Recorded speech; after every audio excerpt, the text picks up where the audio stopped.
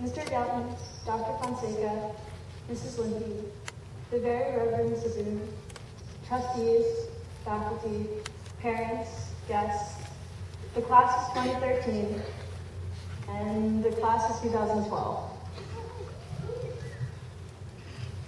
When a student comes to master's, the most substantial change to which he or she must adapt is the style of Harkness learning and teaching. Addi Manson. As I'm sure you all know, the Harkness method at master's asks students and teachers to sit together for up to 2 hours, while back and forth ideas are exchanged. We learn to weave personal experience and knowledge in with the words on the pages of literature, with the equations scribbled into our notes, and with the flickering images of historical figures. Especially as you enter your final 2 years here, class feels more like therapy than ruler-to-wrist education. Yet if the vertebrae of masters are composed of discussions, the joints and facets would be the questions and respites that harness thought. It is not rare to find a class with more pauses than audible voices. As Mr. Wood might say, yup, silence, it's the sound of learning. Why has this year felt so long? Why have these past 4 years felt so frozen in time, so isolated from days and hours and seconds? How did spring pass before I had the time to breathe in the pollen? What was this past winter? What is winter without at least one snow day? Was it the silence of the winter, the overcast skies, and 50-degree air that induced all of these questions, the questions that run through my mind every day? Every morning when my eyes peer open and I subconsciously greet the sun, I stretch my arms up over my head and listen to the birds whistle their melodies. In mere moments, I am asking myself the eternal question, the question that drives mankind, the question that we are all searching to relieve. What should I eat first? I rub my stomach on the way to the shower and embark on my morning routine. I rush out the door, but linger as I pass to the kitchen, eyeing every possible option from granola to fudge to dumplings. I rarely grab anything as I storm out of the house, yet like most seniors, I am late to school nonetheless. What will my life be like when this community is no longer my life? What's going to happen to who I've been? What if Masters changes? Will I always be welcome? Will I remember the people I've met and what they've taught me? Will they remember me? Will they call me if they're lonely? And can I call them if I'm lonely? Can I change if I want to change? Is where I go next going to change me? All I have known for 4 years is life in this little jar.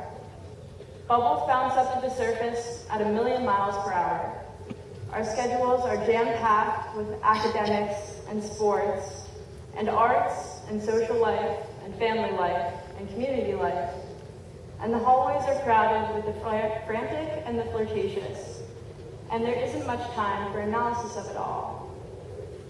In fact, I've found recently that the most relaxing place to be is in class. It is the only time I am allowed to fully devote my attention to just one thing. In all other moments, my thoughts are being torn apart at every limb.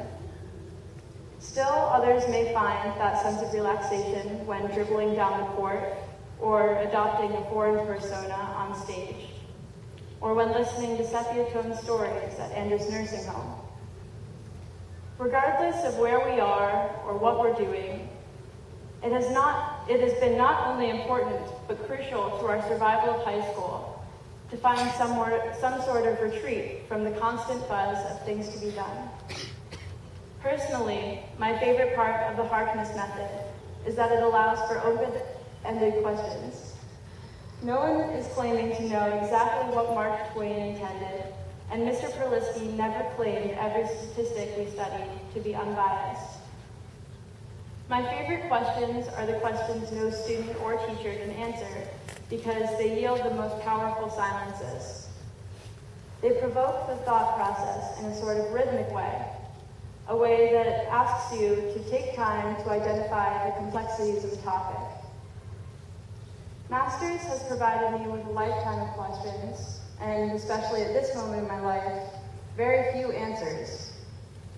That might be why this speech was so hard to write. Like a true master's student, I put it off right until the end. With so many questions, so much silence to sit with, it's hard to vocalize anything at all. How long will it take before these frayed ends of childhood have melted together into a clean break? How long will it take to cultivate all that I've acquired here? What pieces of masters are eternally imprinted on our characters? To the Master's School, thank you for everything. But do not forget that you are busy and your students are stressed and your faculty are consumed by educating in all facets, not just around the table. On behalf of the community itself, I urge someone to stand up and fight for the right to be silent, to be sitting, to be at rest.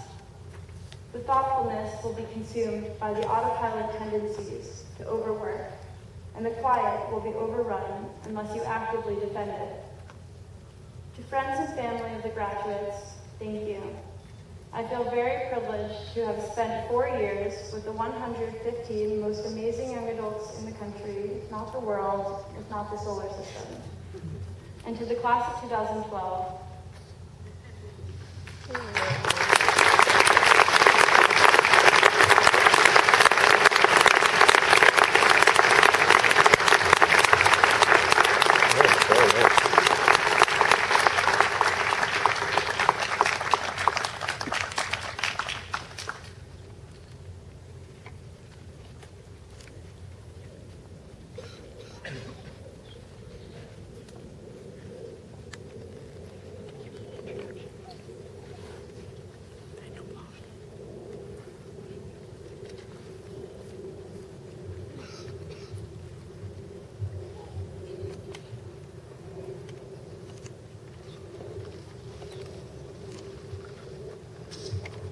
Good afternoon, Mr. Gatens, Dr. Fonseca, Ms. Limpy, the Very Reverend Sabuni, trustees, faculty, parents, guests, the class of 2013, and most especially, the class of 2012. A month or two ago, I went with some friends to see a movie about the trials of being in high school. The film explored what it means to navigate the muddled, confusing waters of youth, following its two protagonists as they attempt to find their place in high school, America's most famous rite of passage. All in all, 21 Jump Street was a masterpiece. But beyond the scene where Johnny Depp rips off a fake nose, I think there's some noteworthiness behind the film. For those of you who have not had the pleasure, the movie follows two young cops who are sent into their old high school on an undercover mission. Upon arriving, they find that the old high school hierarchy they remember no longer exists. Or, as Channing Tatum's character puts it, the popular kids are these eco-loving hippie jerks, and it's unnatural and it must be stopped. I opened my graduation speech with a reference to a comedy about partying, not because Masters is about partying, although we certainly do that, but because I think that Masters and the school in 21 Jump Street are alike in that what makes one popular is not, as Tatum's character also puts it, not caring about anything and making fun of people who do care. At Masters, caring about things and being tolerant of others is what's cool. Much like I don't know what Ish Boy swag is, other than that David Hogg has it, I'm not entirely sure what makes our school unique in this way. But I have to imagine it has something to do with the students who populate it. I don't think I've met another group of kids so diverse and eclectic in their interests, yet so unified and close in friendship as my class. The class of 2012 is, without question, the greatest group of people ever. You guys know how sparingly I use the word love, and if you don't, Just ask Emma Pallets. But I love this class. I love how we try to throw parties where we can have the whole grade. I love how we can, as freshmen, watch the gazillion bubble show and declare that it is among the greatest things we have ever seen. I love how a nerdy white boy from Westchester like me can use the word swag, not ironically, to refer to academic subjects, and have others agree. I love that the kids who play Magic the Gathering are systematically successful in their female pursuits. I love that little B is a respected artist. Now, of course, we are far from flawless. We could all stand to learn that taking and excelling in multiple rigorous courses, doing a co-curricular, juggling 5 extracurriculars, having a life, and getting Mr. Goulian's 8 hours of sleep a night is not a possible arrangement. And at times, I think the school should be capped on how many times in one day they can use the word community. But at the end of the day, I can't imagine another place where it would be socially acceptable for me to go up to Andre Adams and greet him by going, "Hey, yo, girl!" Or where I could get the faculty to play a game of musical chairs at class meeting. Or where Josh Cohen, the president of DAA, Dodge Athletic Association, would have to go up to me and Walker Jones after hours of torment on the bus ride to Washington, D.C. and go, "You guys don't understand how this works. I'm supposed to be the bully." Sorry for violating Josh, but you did try and pants me at graduation practice multiple times.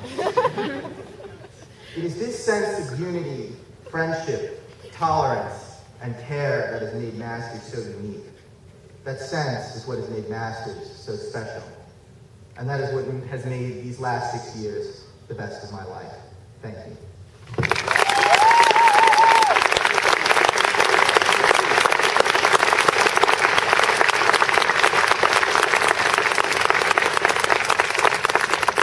I think you should have blew a kiss like she did too. That's great.